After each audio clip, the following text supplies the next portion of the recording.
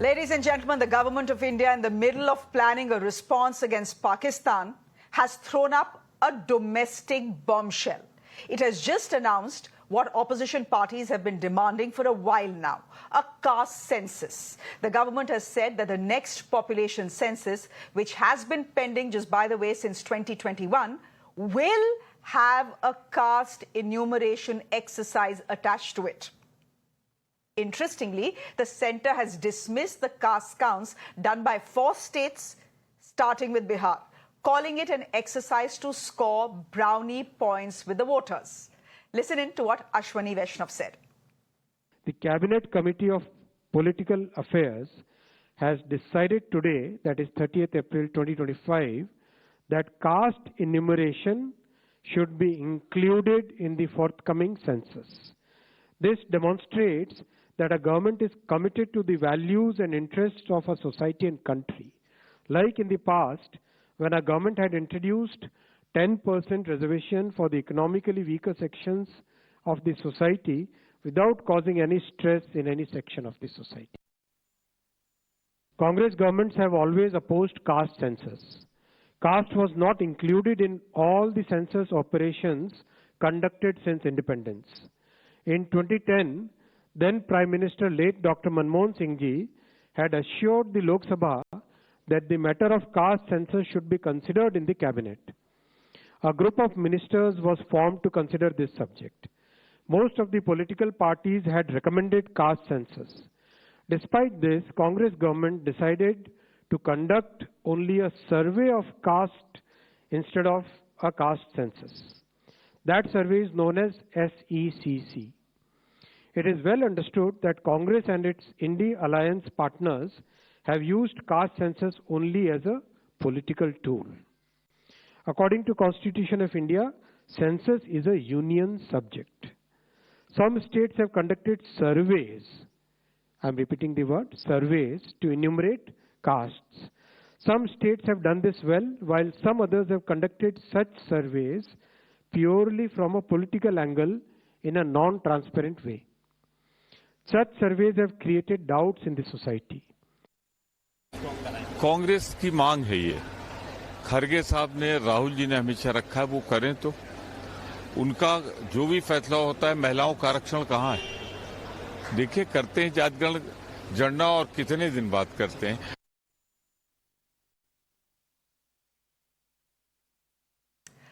Might I remind our viewers that Bihar goes to vote this year? Bihar's own vote count has found that about 63% of its population falls under the backward caste category. OBCs are about 70% of Karnataka's population according to their own caste count. And in Telangana, backward castes form 56% of the population. In Andhra, the numbers are still not out, which means a national caste census will probably lead to reservations going up in the near future. Now, ladies and gentlemen, the fact is there was a caste census done in 2011, but its raw data was never made official by the government. The centre, in 2021, in an affidavit, had told the Supreme Court that a caste census was unfeasible and administratively unfeasible. Question is, what has changed in 4 years? What has changed now? I'm putting that question to my guest this evening. Sujata Paul is spokesperson of the Congress Party. Faizan Kidwai is national spokesperson of the Samajwadi Party. Neeraja Chaudhary is a senior journalist.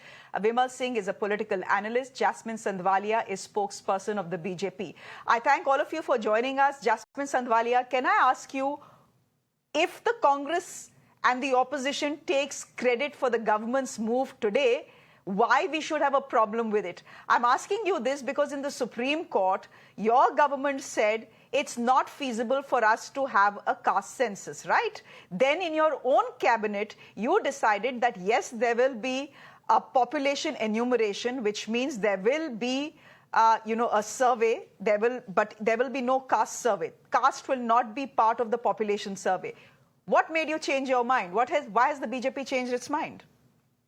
It's not changing one's mind. It is deliberating on the decision. And, like it or not like it, our society is very caste-ridden, and caste plays a very, very pivotal role even today in the dynamics of Indian life, not politics, in dynamics of Indian life and civilization. So after deliberating on all these, and one had understood that many states had done surveys very circuitously on caste, and this led to a lot of unrest among the populations of those states, that, why was this being done on a very non-transparent manner. So after great deliberation, the BJP government took this decision that we will do the caste enumeration, but that will be done along with the national census. So there'll be a huge amount of transparency. There will be, it will not lead to any social unrest. And this is not taking points, that Congress has to take points or the BJP has to take points. In entirety of the situation, this decision has been taken. But where was the social unrest, Jasmine ji, that you're talking about in the 4 states that have conducted a caste census? There was no social unrest in Karnataka or Bihar or Andhra Pradesh or Telangana. You see, if we...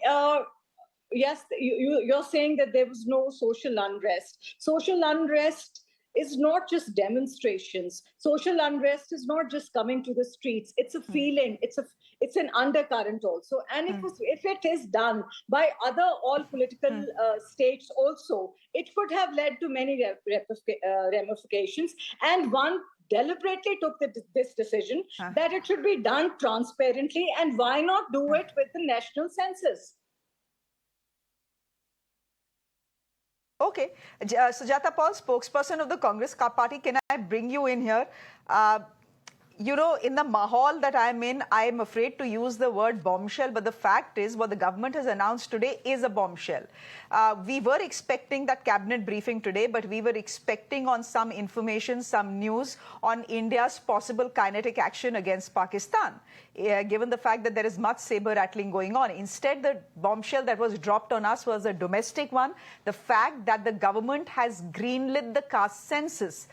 My question to you is, were you a little surprised when Ashnavi Vaishnav went on to say that it is the Congress party that has been opposed to the caste census? Because my own sense is that for the last 3 years, the only agenda that the Congress has had is to push through a caste census, not just in the states it rules, but centrally as well. The BJP, lives in some kind of imaginary world where everything seems to be hidden from them, and they think that whatever they say to the public will believe it. But this is not the WhatsApp university, but the government of India and a minister talking to the people of India. And if you heard him, he was talking about the caste census being the responsibility of the union government. Well, we've been trying to tell them this for the longest period of time. And this is a huge, huge win for Rahul Gandhi ji and Mallikarjun Kharge ji, because this is the need of the hour. Yes. Yes. So what I'm saying is that, go ahead, complete your point.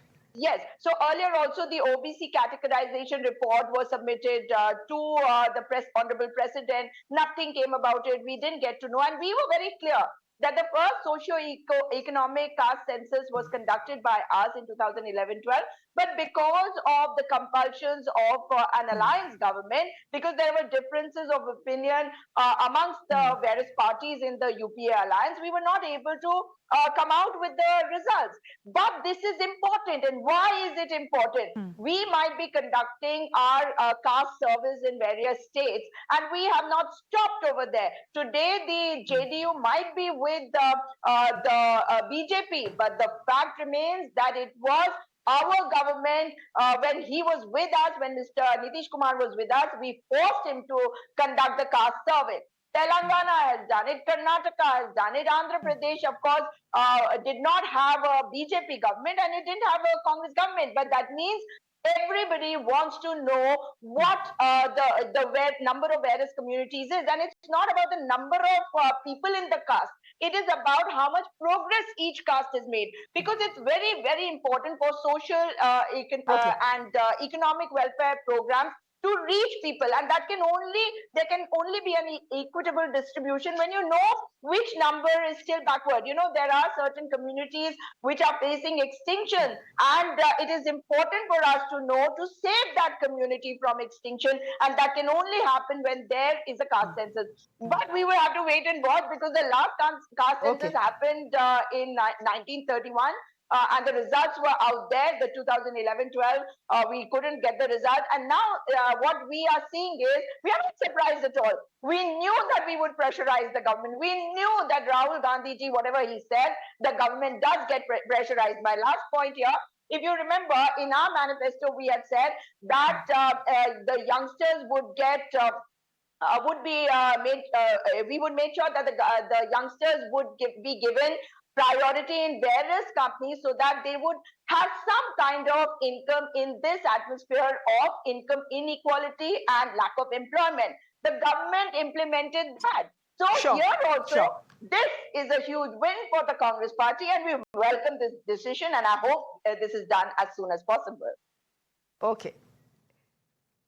Neeraja Chaudhary, we have heard from both the parties. Now I want to hear from you, and I want to ask you what changed the BJP government's mind. Now look, officially they may have said one thing in the Supreme Court. They told the Supreme Court that a caste census in 2021 was not feasible, right? It's in an affidavit. In the cabinet, it was decided there will be a population census, but there will be no caste attached to it.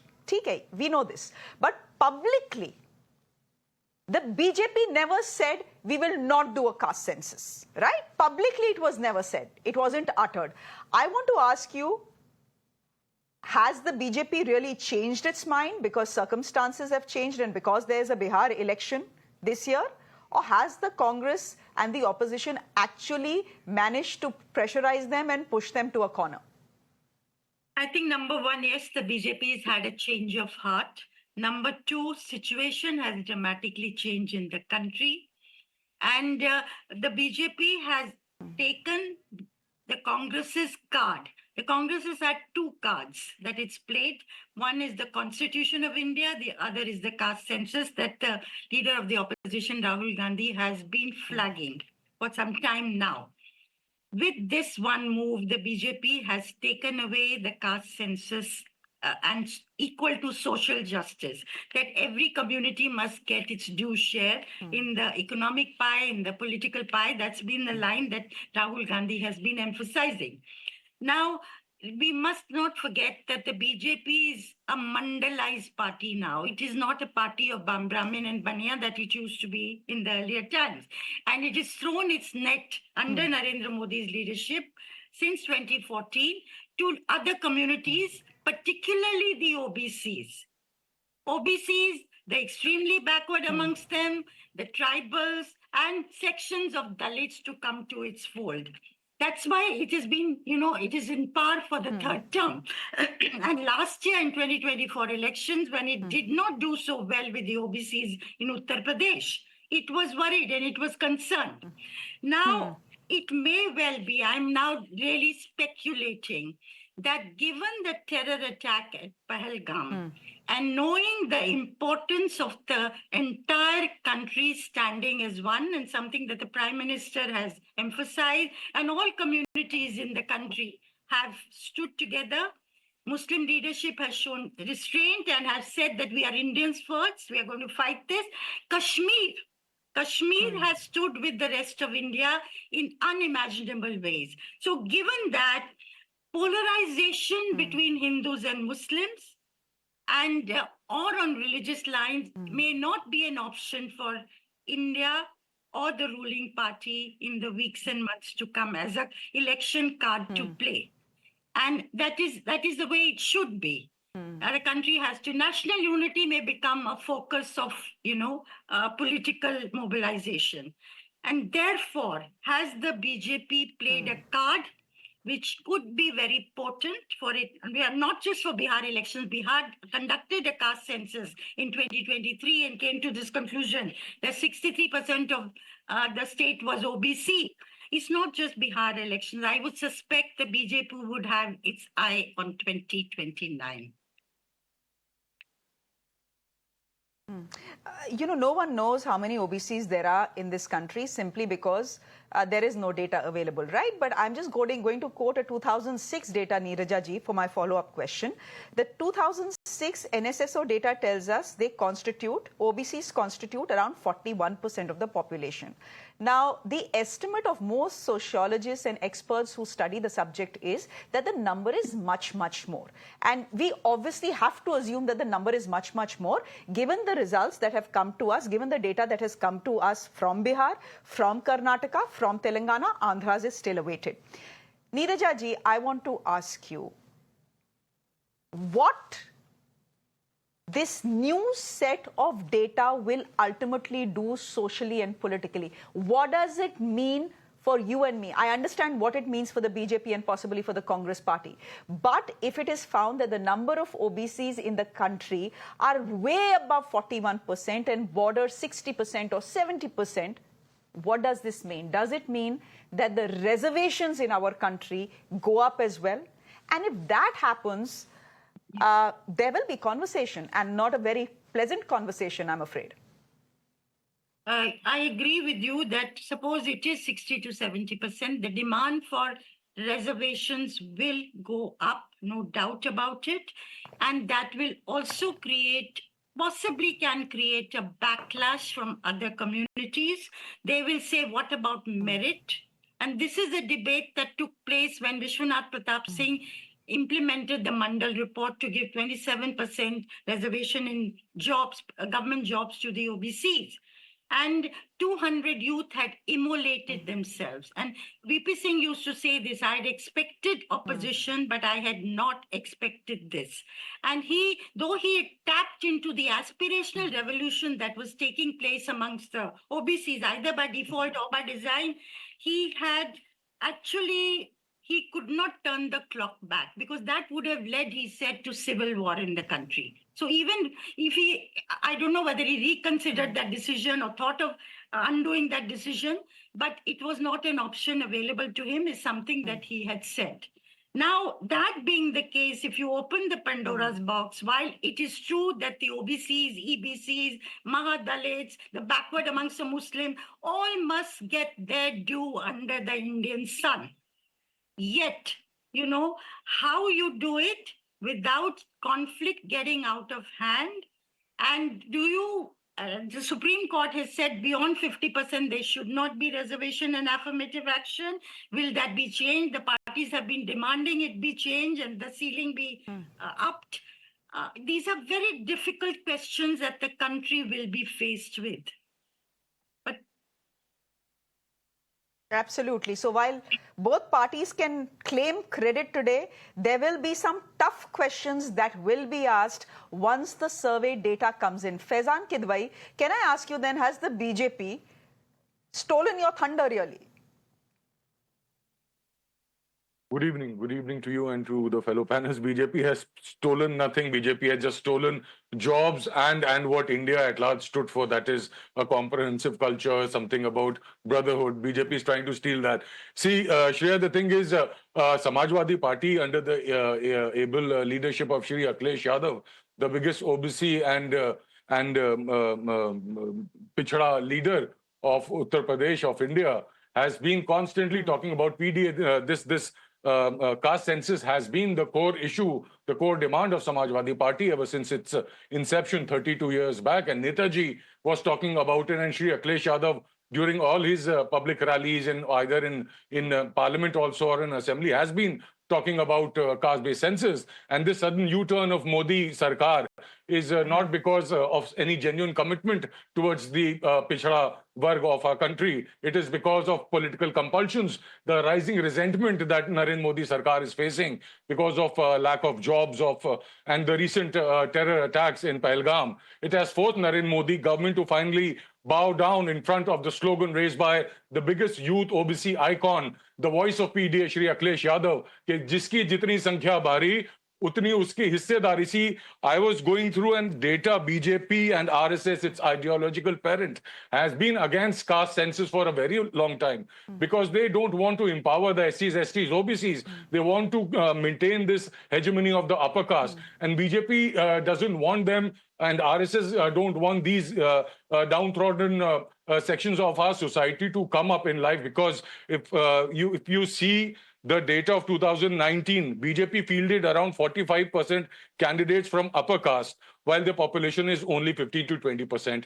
If you see what BJP's Sridhar Ghadge, the head of RSS, Vidarbha unit, had said, he stated that caste census would not be beneficial to the society as it will create inequality. This is the ideology of Bharatiya Janata Party, and you see what Mr. Golwarkar and Balasaheb Deora and many other such people from RSS have been talking about Dalits, about Babaji, about the caste census. So Bharatiya Janata Party stands exposed today. Bharatiya Janata Party is doing what it is doing, madam, for political benefits. They care nothing for the SCs, SCs, OBCs. This is a victory of PDA. This is a victory of Samajwadi Party. This is a victory for India Bloc. And this is a victory for India at large collectively. Because SCs, STs, OBCs are going to benefit eventually after this caste-based service. जिसकी जितनी संख्या बारी, उतनी उसकी हिस्सेदारी मिलके रहेगी.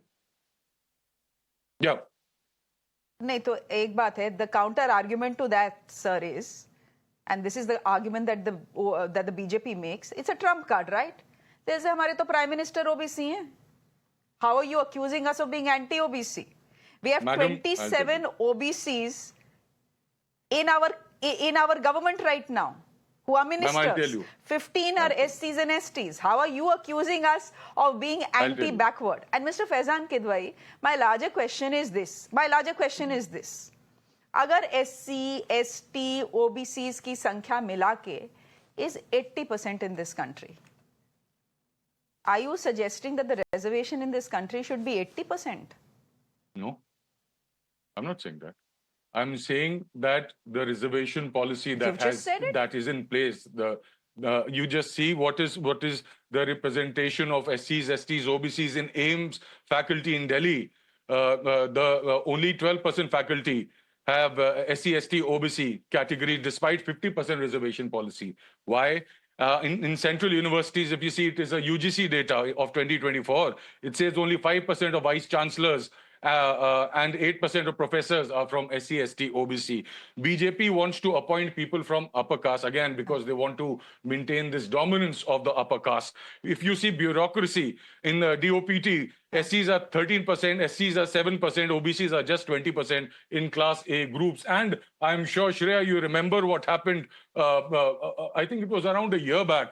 There was a UPSC advertisement about 45 vacancies. Instead of opening those vacancies as one, they opened it for each department so that the 13-point roster cannot be applied. On November 29, 2018, the DOPT Additional Secretary Sudhata Chaudhary wrote a letter to UPSC Secretary Rakesh Gupta saying there are no instructions stipulating mandatory reservation for appointment on deputation. Mandatory reservation for ST, SC, OBC is not necessary. Who was doing that? Can she even write a letter without getting a go-ahead from somebody as high, as powerful as the Prime Minister's office himself? Not at all. So the Prime Minister, the core ideology of RSS, which is against the SCs, STs, OBCs, they want to keep them where they are without any facilities, without empowering them. But we, the Samajwadi Party, it's our job, it's our duty, so that we all collectively, the people of India collectively, should benefit. And that's not possible if SCs, STs, OBCs Vimal don't. Singh, everyone,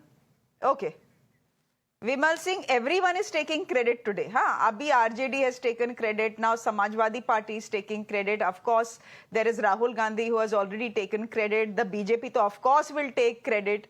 My point is, everyone can take as much credit as they want. Yes, Jasmine Sindhwalia, but is this not opening up a Pandora's box? Go ahead, Jasmine. I'll come to Vimal in just a bit. 1 minute, Vimal. I'll Go ahead, take just 10 seconds. I'll just take 10 seconds. Shreya, in fact, you came very logically that our Prime Minister, when I was hearing to the spokesperson of the Samajwadi Party, you said that our Prime Minister is an OBC. Look at the maximum number of presidents which have been selected during the tenure of BJP. Please do check their caste.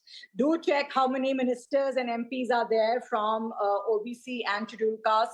And if the people, if 80%, like he's saying, 80% of the people are OBC and scheduled caste, after all, somebody is voting for us, and that is the reason that Bharatiya Janata Party has won again. And I rest my case on that. The OBCs don't hate us.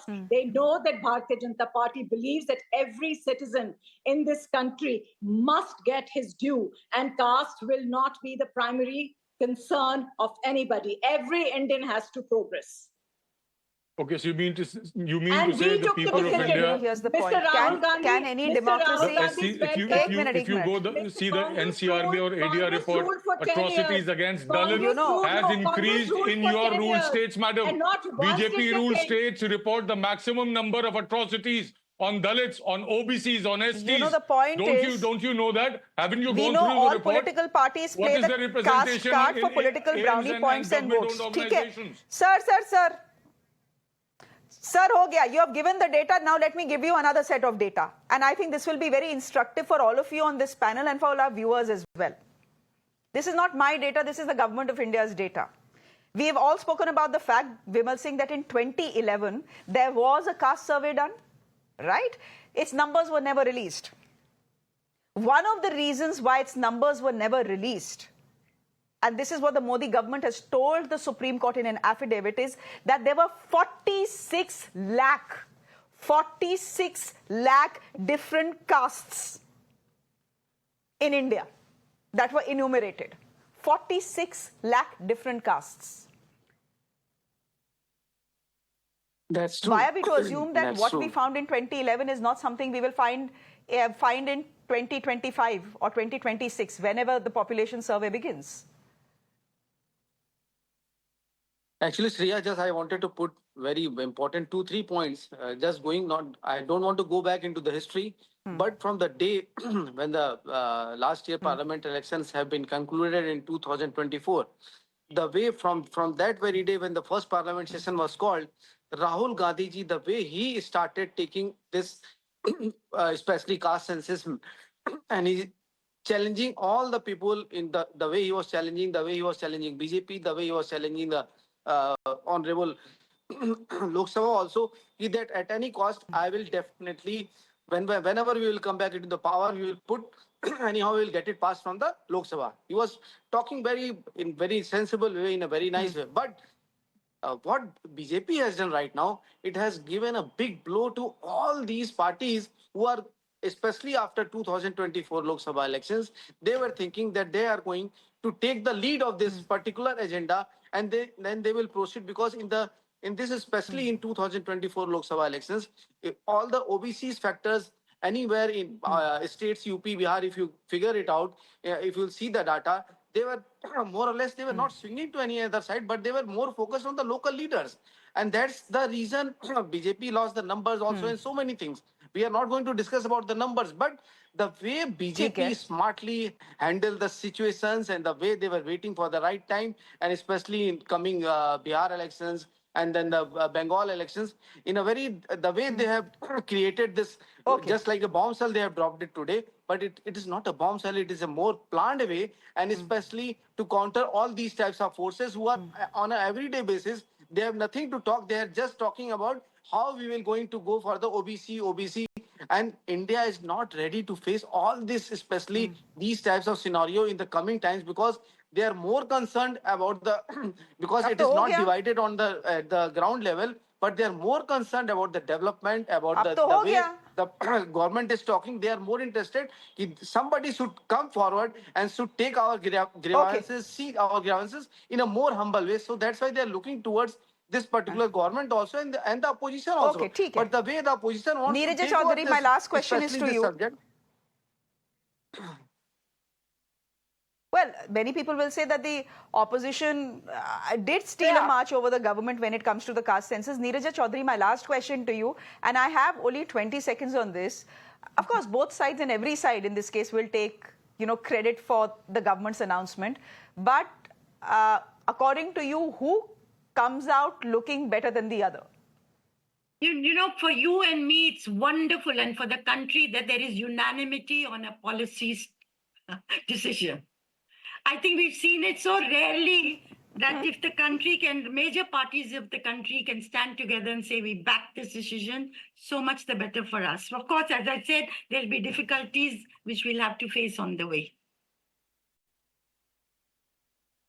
On the way, and possibly once the data is in as well, because this also opens up a Pandora's box. Does it mean that reservations will go up? Yes, that is exactly what it will mean. But we'll see. We'll cross that bridge when we come to it. Thank you very much to all my guests for joining us. Jasmine, thank you. Vimalji, Neeraja ji, thank you. Faizan, thank you. And of course, as always, thank you to Sujata Paul for joining us this evening. Ladies and gentlemen, thank you. Thank you very much. Ladies and gentlemen, with that, it is a final wrap on the urban debate and off the urban debate as well. I'm going to thank each one of you for tuning in to the show each night, asking us tough questions, holding us accountable, and keeping us honest. To all our guests, the deepest gratitude. We agreed, we often disagreed, we always debated, but you understood that we never drove an agenda. We simply did our job, raising issues that impacted the tax-paying citizen of India. And we did it without fear or favor. To my entire team at Mirror Now, I couldn't have asked for better comrade in arms. You taught me something each day. Above all, you taught me the value of decency and ethics in a newsroom. Mirror Now was Mirror Now because of all of you. All good things come to an end. But wherever you go, I hope you carry a bit of Mirror Now with you. Ladies and gentlemen, finally, it has been an honor and a privilege bringing you the news here on Mirror Now. Good night and goodbye.